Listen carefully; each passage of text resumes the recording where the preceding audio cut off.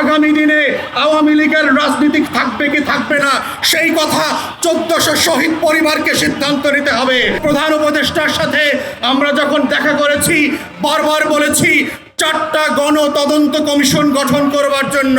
তার ভিতরে আজকের ইনকিলাব মঞ্চ যাদের কথা বলছে, যাদের দাবি নিয়ে আজকে হাজির হয়েছে, তাদের প্রত্যেকের ব্যাপারে আমরা বলেছি শাপলার গণহত্যার জন্য গণতদন্ত কমিশন করতে হবে, পিলখানার গণহত্যার জন্য গণতদন্ত কমিশন করতে হবে। কিন্তু আমরা দুঃখজনকভাবে দেখলাম পিলখানার যে দায়িত্ব এড়িয়ে একটা প্রজ্ঞাপন দিয়ে যে কমিশন দেওয়া হয়েছে তার ক্ষমতা খর্ব করা হয়েছে।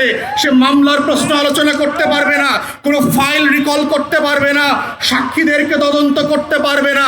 ঠিক এইভাবে একই চক্রান্ত করে একটা আইওয়াশের কমিশন দিয়ে বাংলাদেশে আবার নতুন ষড়যন্ত্র হচ্ছে।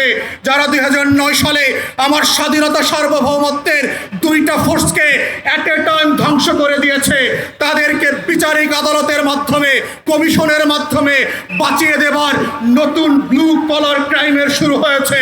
এই কমিশনকে দায়িত্ব খর্ব করে যেটা করা হয়েছে সেটাকে আমরা প্রত্যাখ্যান করছি এবং আমরা বলছি নতুন করে প্রজ্ঞাপন দিয়ে তার টার্মস অফ রেফারেন্সকে রিভাইজ করতে হবে এবং গণ তদন্ত কমিশনের ফর্মে নিয়ে আসতে হবে।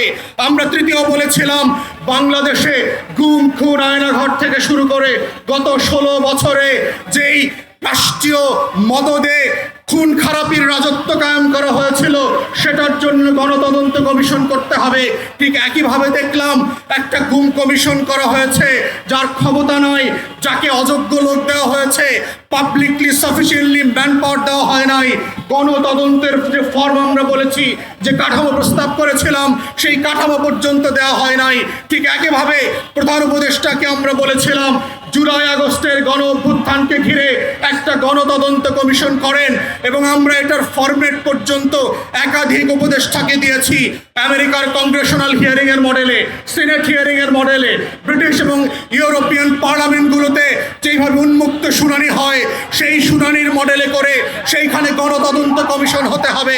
আজকের ইনকিলাব মঞ্চে এসে যেইভাবে শহীদরা তাদের বক্তব্যের কথা বলছে সেই উন্মুক্ত শুনানিতে যেটা বিটিভি লাইভ সম্প্রচার করবে সেখানে শহীদ পরিবার এসে তার গল্পের কথা বলবে, তার কষ্টের কথা বলবে, তার আকাঙ্ক্ষার কথা বলবে।